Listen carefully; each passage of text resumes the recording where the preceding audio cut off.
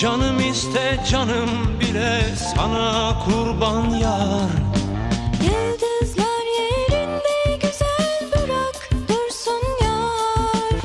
Saçlarımı ellerinde okşa yeter yar. Gönlüm senden bir şey ister, nasıl desem yar.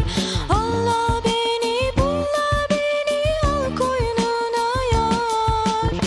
Rüzgar olup ince beline sarılayım yar.